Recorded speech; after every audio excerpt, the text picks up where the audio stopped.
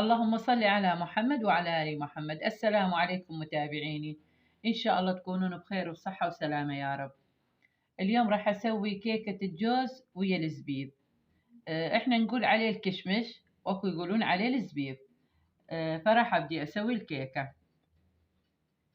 عندي 3 بيضات،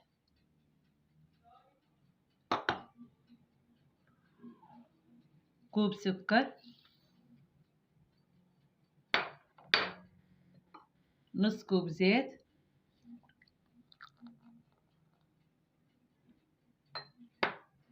معلقة كبيرة فانيليا، ومعلقة كوب خل.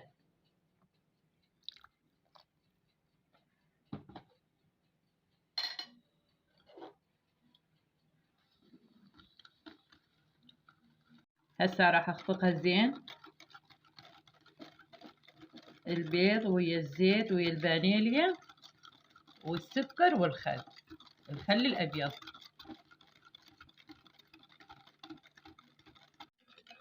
شوفوا هسه شلون صار القوام بهالشكل هذا.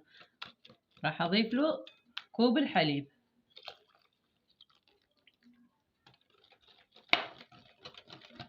واخلطه زين.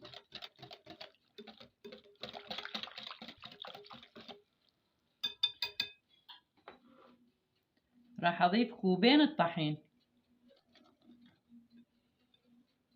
هاي ضفت كوبين الطحين، عاد أخلطهم زين.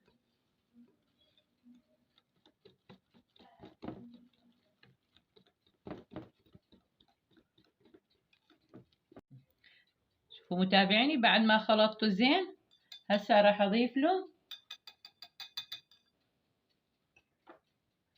معلقة كوب دارسين،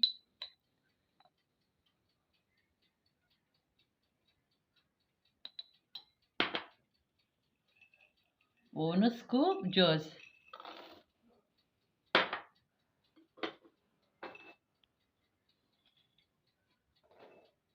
ونص كوب كشمش أو زبيب.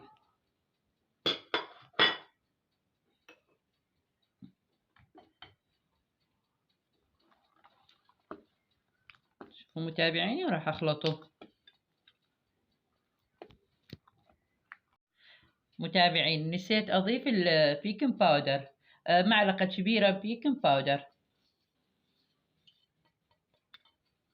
هي لازم أخليها ويا الطحين، فهسه خليتها عادي لين هم راح أخلط.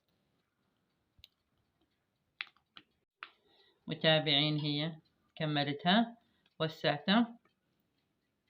عندي هذا القالب التيفال، بأي قالب يصير تخلوه، فأنا عندي هذا القالب دهنته بالزيت ورشيت عليه الطحين،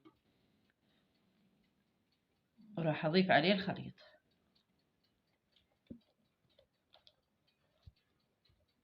متابعني، بعد ما خليت الخليط بالقالب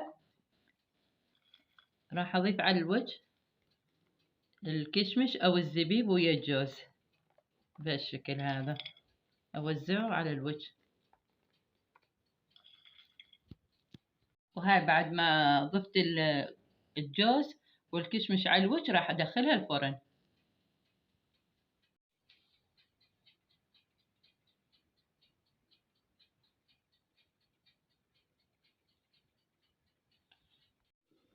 طلعت الكيكة من الفرن وهذا شكلها. كملت كيكة الجوز ويا الزبيب أو الكشمش. شوفوا شكلها ومنظرها شقد حلو وشهي.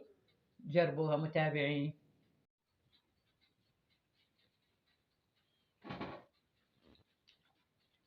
متابعيني، راح أسوي مرقة السلق ويا الباذنجان، وشوفوا الطريقة اللي راح أسوي بيها.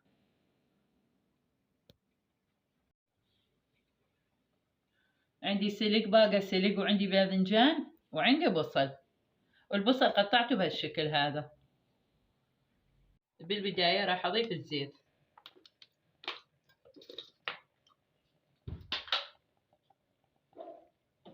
وراح أضيف البصل. خلطت البصل وراح أعوفه على نار هادية إلى ما يذبل البصل. غسلت السلق وثرمته بهالشكل هذا، وهسه راح اضيفه على البصل. متابعيني شوفوا البصل ذبل وبداية ما يشقر، لأن من يشقر طعم البصل يطلع. فهسه راح أضيف السلق.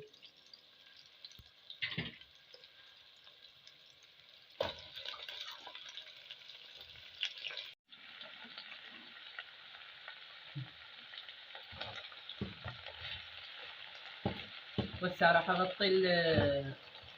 أغطيه إلى ما يذبل أرجع أقلبه. شوفوا بنات، ذبل السلق وقلبته، شوفوا اللون، أريده بعد يتغير اللون حتى أضيف الباذنجان. ها متابعيني صار السلق بهذا اللون هذا تقريبا استوى. راح أضيف علينا الباذنجان، قطعته بهالشكل هذا.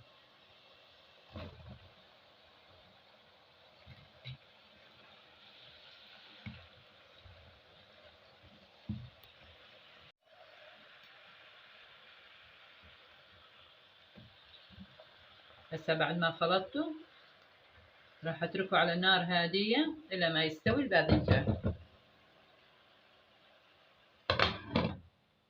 بنات استوى الباذنجان، هسه راح اضيف المعجون، والمعجون حسب الثخن اللي تريدوه.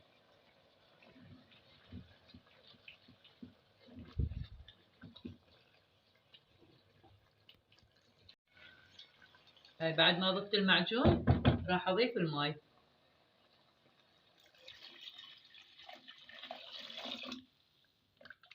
وراح اقول لكم ليش سويت هاي المرقة. وهسه راح اضيف الملح، هذا الملح، وعندي معلقة شاي ليمون دوزي، يعني ملح الليمون. من عدا هذا ما اضيف اي بهارات، ما اضيف حتى الفلفل ما اضيف، وحسب اللي يريد ضيفوا له فلفل عادي، فلفل اسود. وراح اترك المرقة تسخن. متابعيني هاي مرقة الباذنجان ويا السلق. سويت اللي راح اسوي كوب الجريش، وكوب الجريش راح الكوبة مو بالجريش بوحدها، خلطت ويا هالبرغل. وهاي القيمة لحم ويا البصل ويا الكزبرة والكمون والملح وفلفل اسود، لان راح اسوي الكوبة سلق، فلازم نسوي معاها مرقة. هاي الكوبات سلقتها وهسه عاد اقليها. هاي كملت المرقة، مرقة السلق ويا الباذنجان. وهاي سويتها لأن سويت كوبة، كملت كوبة السلق وسويت مرقة الباذنجان ويا السلق. شوفوا بنات بعدها حارة.